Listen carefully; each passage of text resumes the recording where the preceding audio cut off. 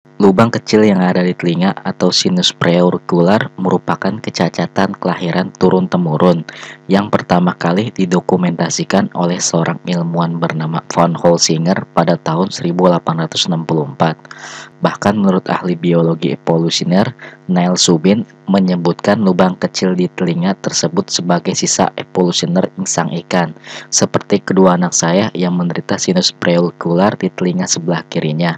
Untuk itu, pada kesempatan kali ini saya akan berusaha menjelaskan penyebab, efek bahaya, dan mengobati sinus preaurikular. Ikuti terus video saya sampai akhir.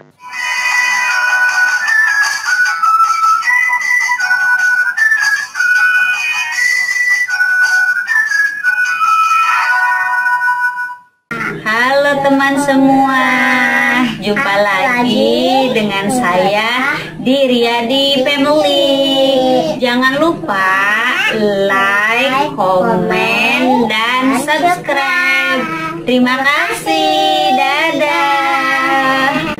Pada video kali ini saya akan menjelaskan mengenai lubang kecil yang ada di telinga atau biasa disebut dengan sinus preaurikular. Sinus preaurikular adalah sebuah lubang kecil di depan telinga yang mirip dengan bekas tindikan. Tidak semua orang memiliki sinus preaurikular dan ini merupakan kelainan bawaan sejak lahir dan turun-menurun atau kongenital seperti yang terjadi pada anak saya. Anak saya mengalami sinus preaurikular karena memang keturunan bawaan dari ibunya. Walaupun begitu, sebenarnya sinus preaurikular bukan kondisi yang perlu dikhawatirkan. Masalah akan timbul ketika lubang sinus preaurikular terisi oleh kotoran dan bakteri, sehingga bisa menyebabkan infeksi. Karena lubang sinus preaurikular ini rentan kemasukan bakteri yang berasal dari air atau keringat dan menimbulkan rasa gatal. Hal tersebut sangat rentan terjadi karena lubang sinus preaurikular tidak memiliki jaringan pelindung, sehingga kotoran dan bakteri dapat dengan mudah menumpuk di dalamnya. Kalau sudah gatal, biasanya si pemilik sinus preaurikular berusaha mengutak-atik lubang di dekat daun telinganya yang bisa berpotensi mengakibatkannya infeksi. Kondisi ini umumnya kurang menjadi perhatian karena tidak menimbulkan gejala yang serius. Tetapi jika didiamkan begitu saja, lubang ini bisa mengeluarkan cairan berbau, pembengkakan, nyeri, kemerahan, hingga bernanah dan pecah pada kasus yang fatal.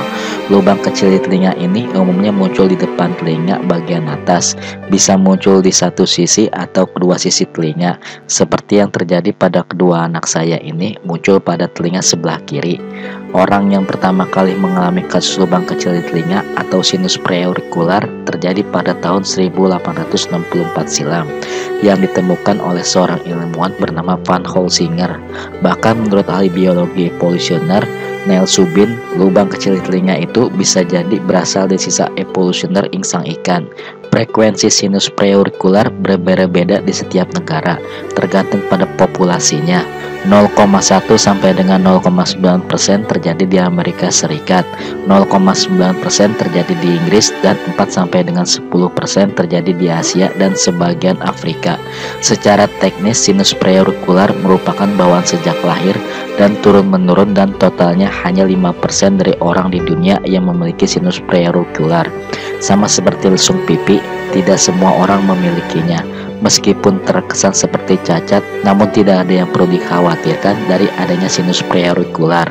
Penyebab terbentuknya sinus preaurikular belum diketahui secara pasti, namun ada dugaan bahwa lubang kecil ini terbentuk akibat kegagalan penyatuan jaringan saat masih dalam kandungan, karena adanya bagian dari telinga yang menyatu tidak sempurna saat masih dalam kandungan, terutama saat pembentukan perkembangan embrio pada saat usia 2 bulan pertama kehamilan. Para peneliti menduga hal ini terkait dengan adanya mutasi genetik. Dokter biasanya mendeteksi adanya sinus preaurikular saat memeriksa bayi baru lahir. Sinus preaurikular tampaknya seperti lubang sangat kecil di bagian atas telinga dekat wajah. Lubang ini terhubung dengan saluran sinus yang seharusnya tidak ada. Bentuknya bisa pendek ataupun panjang. Mereka yang memiliki sinus preaurikular tidak mengalami gejala, walaupun demikian akan rentan terhadap terjadinya infeksi. Infeksi ini terjadi saat saluran yang tersambung dengan sinus preaurikular mengalami sumbatan sehingga menyebabkan terbentuknya luka.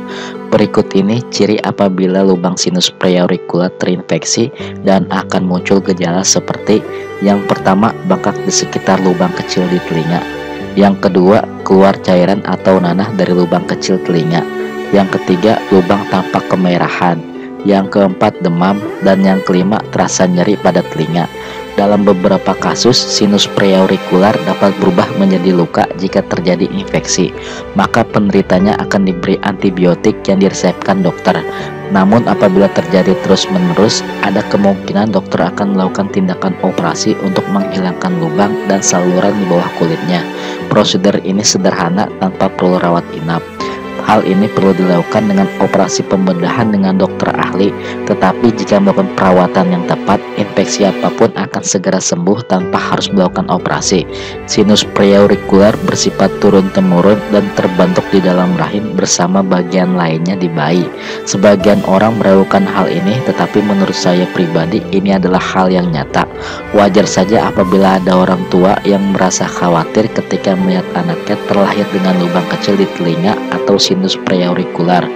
Walaupun begitu, tidak perlu dikhawatirkan karena sinus preaurikular tidak mengganggu fungsi pendengaran.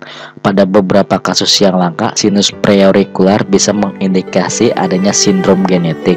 Dengan demikian, apabila Anda mendapati si kecil memiliki sinus preaurikular, tak perlu menganggapnya sebagai kecacatan lahir, karena sama halnya dengan lesung pipi. Kondisi lubang pada telinga cukup umum terjadi dan sebagian besar sama sekali tidak berbahaya. Untuk mengantisipasi hal tersebut, biasanya bayi yang baru lahir memiliki sinus preaurikular akan dirujuk ke spesialis THT untuk memastikan lubang ini bukan indikasi masalah serius. Biasanya dokter akan memeriksa lebih jauh kondisi kepala, telinga, dan juga leher bayi. Pada beberapa kasus, masalah pada sindrom juga ditunjukkan dengan kondisi telinga yang tidak simetris, adanya lubang kecil yang sama di telinga, atau masalah pendengaran. Selama bayi tetap sehat dan tidak merasakan keluhan apapun akibat sinus preaurikular yang dimilikinya, Anda tidak perlu khawatir. Ada beberapa yang harus diperhatikan bila sudah terjadi infeksi pada sinus preaurikular. Biasanya dokter akan memberikan resep antibiotik untuk membunuh bakteri penyebab infeksi tersebut. Dokter juga akan menguras nanah yang mengumpul di lubang sinus preaurikular dengan proses bedah kecil.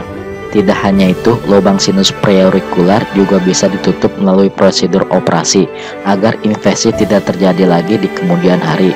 Sebelum menentukan penanganan yang perlu dilakukan, dokter akan memeriksa kondisi dan tingkat keparahan infeksi pada lubang sinus preaurikular. Bila memang perlu, dokter akan melakukan tes CT scan atau MRT untuk mengetahui kemungkinan komplikasi pada lubang sinus preaurikular. Jagalah selalu kebersihan dan segera periksakan ke dokter bila muncul tanda-tanda infeksi di lubang sinus preaurikular yang sudah saya jelaskan di awal. Ada beberapa cara pencegahan untuk tidak terjadi infeksi pada sinus preaurikular, yaitu dengan selalu membersihkan sumber dari sumbatan dengan menggunakan alkohol atau cairan antiseptik lainnya. Hindari juga mengutak-atik lubang seperti dipijat-pijat atau dikorek-korek saat terasa gatal. Kalaupun terjadi infeksi, pengobatan pertama rata-rata yang bisa dilakukan adalah mengkompresnya dengan air hangat atau cukup dengan antibiotik. Semoga informasi ini bermanfaat untuk Anda semua. Jangan lupa untuk like, share, dan subscribe channel ini untuk mendapatkan notifikasi video terbaru dari saya. Terima kasih.